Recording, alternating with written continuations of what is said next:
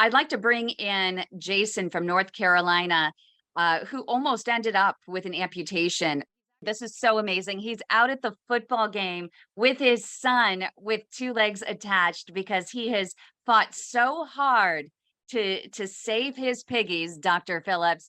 Thank you so much for joining us. You are so courageous and also inspirational.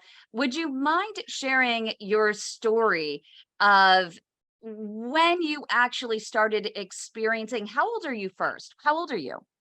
I'm 41 years old. You're only 41 years old, and you started experiencing symptoms of poor circulation when? Probably like 39, 38. And did you go to the doctor right then and get a diagnosis? Just, And did you have a wound on your foot? yes. Yes, ma'am. In the middle of my middle toe, right foot. And did they explain why the wound was there? They thought it was from, it's, my dog had scratched my foot, so they thought it was like some like bacteria scratched up. The wound was not healing. And at that point, they said, you know what, we need to perform a below the knee amputation. And he had no idea it was a circulation issue that was causing it. It was, hey, you have an infection, your toe's not healing. Now we got to take even more, not just a transmetatarsal. No, we need to take you below the knee and take all of that. So it must have been really frustrating for you to be offered the amputation without them even trying to save your leg. Oh, yes, definitely. That's why I reached out. I had an appointment set for the next week, but I reached out. I just went on Facebook and luckily you reached out to me, point me in the right direction. And we were able to get him to a vascular surgeon in Charlotte, North Carolina, Dr. James Antizana, who was able to go in, unblock some of the arteries below the knee. He had the revascularization done on Monday. On Tuesday was the scheduled amputation. Yes, ma'am. If you had not reached out on Facebook, and I mean, it took a lot of courage on your part to trust our organization just straight off social media, right? Yes, ma'am. I'm so excited to see that you're out there at the football game with your son. How does it feel to be standing out there on 2 feet? It was great. I didn't think I was going to be able to do it. At one point in time, I thought I would never be able to walk like this again.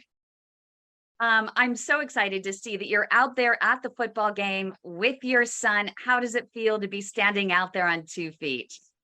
It was great. I didn't think I was going to be able to do it. At one point in time, I thought I would never be able to walk like this again. And what changes are you making in your life to remain on 2 feet? I'm trying to eat a little different, a little bit more walking, no smoking, definitely. And just trying to keep moving.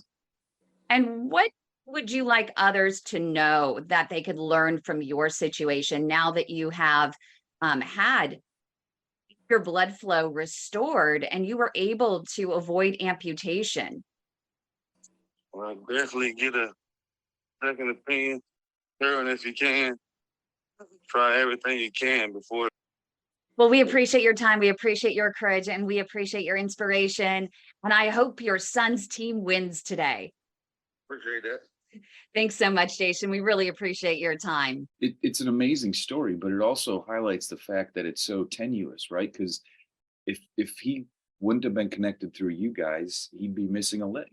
And that's wrong. Like, it's great what we're doing here, but it shouldn't have to be this way. Like, people know, and we've talked about cancer, right? We've talked about if I feel a lump somewhere, I know that that's not right. And I know something that needs to get looked at. But folks don't know that an ulcer on their toe or a discoloration of the foot is a harbinger of potentially something very bad and life-threatening. People don't know that. We don't have to have a, save my whatever when it comes to cancer. because people know. And yes, there's cancer screening things, and maybe that's what we need to pivot towards. And we've talked about this too, about screening patients for PAD. But it's crazy that you have to have these conversations to say, no, I'm not having my foot cut off. Let me find somebody who can help me. And if I've exhausted all options, fine, you've done your best. But it just blows my mind. And this is why, you do what you do, and we do what we do, Kim. I know it's so true, but sometimes doctors will tell me that, oh, these are just the exception to the rule. But in fact, statistics show when you look at the Medicare data, unfortunately, more than 50% of all of these PAD related amputations are being performed without even a proper vascular assessment prior to. And that is something that the ARC Act is also looking to address.